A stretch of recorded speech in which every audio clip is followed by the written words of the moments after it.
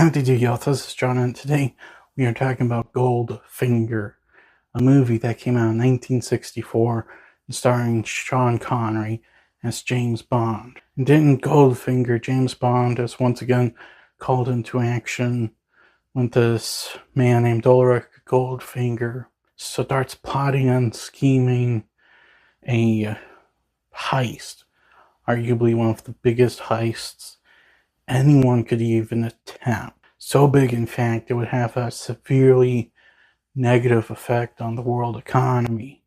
So, yeah, my sixth sense Bond and to deal with it. Now, getting into it, first and foremost, what I love about this movie, Sean Connery does his best performance in this movie as James Bond. In Doctor No One from Russia with Love, he does a good job as well in those, but he's still, learning the ropes, trying to figure out this character. In this movie, he has him fully realized, and he's completely locked in, doing his best as Bond. And speaking of Bond, the character as well, this movie, he's dealing with a villain he hadn't exactly anticipated he'd have to deal with.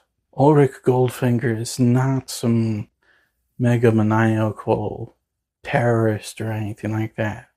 His motivation is purely and simply built on greed, and he doesn't care at all if he wrecks the world economy to get what he wants. Because again, this heist he's planning, if he pulls it off, the world economy is going to be completely screwed. It's not just the US that's going to be affected. It's not just the UK that's going to be affected.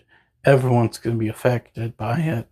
Even, countries like the Soviet Union that do not have direct contact with much of the outside world are going to be negatively affected. This is why MI6 sent Bond down there to deal with them.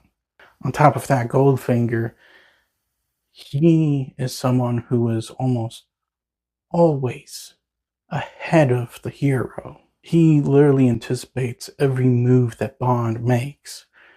And his assistant, Oddjob, this mute Korean, is more than strong enough to take on Bond. Bond, when he fights him, he literally has to use his intelligence because Oddjob is literally that much stronger than him. A fair fist fight, Oddjob wins.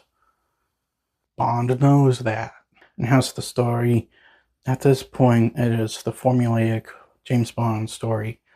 But what makes it work is, first of all, the fact that Goldfinger is very different from the previous villains in the movies, but also the fact that the stakes are extremely high in this film.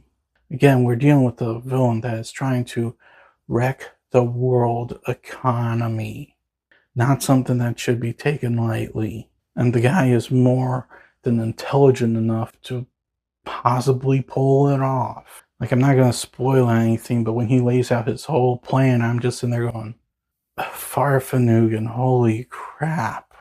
Now, as far as, visually speaking, how well has the movie visually aged?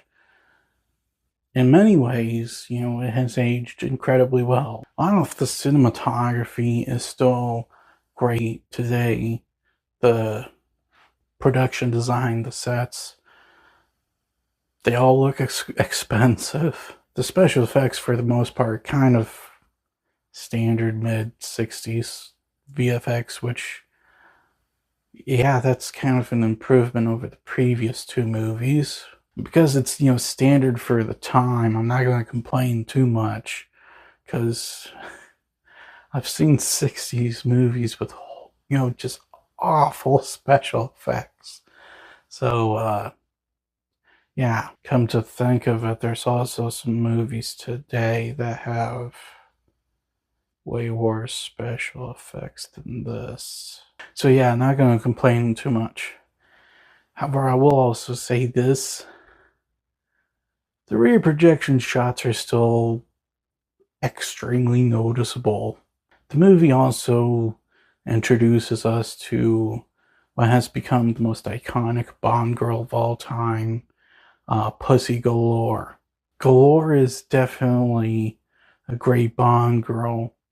She is a femme fatale, just like Romanova and From Russia with Love. But she's also very layered. She is not stupid. She knows what she is doing, but also at the same time, you get the feeling, you get the sense that she isn't always being told everything by Goldfinger. Some of the stuff Goldfinger's planning is just diabolical. You get the sense that Pussy Galore doesn't know everything. How's the combat, the action? Again, Bond movies don't always have a lot of action or combat, but when they do happen, usually they're good. Goldfinger, in my opinion, not only has the best combat in the Sean Connery era, but also some of the best in the James Bond series. Again, the fight between Bond and Oddjob. That is an incredible fight. Bond having to outsmart Oddjob because he has no capability of overpowering Oddjob. Very intense fight. Inarguably the most intense of the Connery era. But really, that's not the only one. There's a few other instances where, Bond and someone else gets into a fight. Guys, I can't really think of much to criticize. If I were really being very nitpicky, the opening song, Goldfinger, is far from one of my favorites in any James Bond movies. I'm not kidding. I'm not a big fan of that song. But that's just me being, nitpicky. It's not so bad that it ruins the whole movie. Heck, I don't even consider it a bad song. It's just okay. Far from my favorite.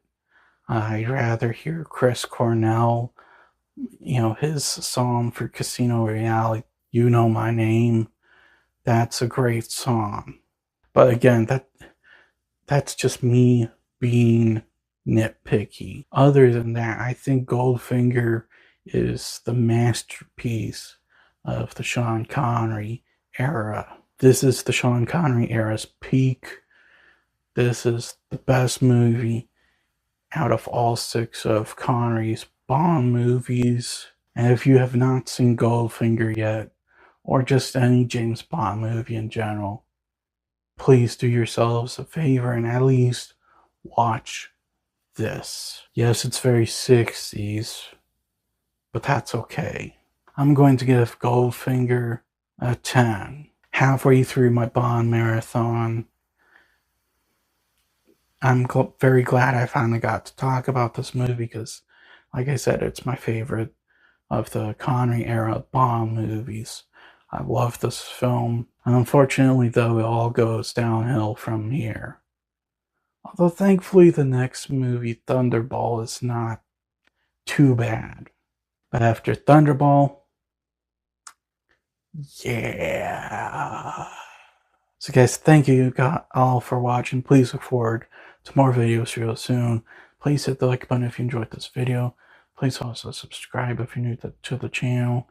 Please don't forget, I also have a secondary channel where we do gaming content. Please go check it out. And as per usual, please remember, that's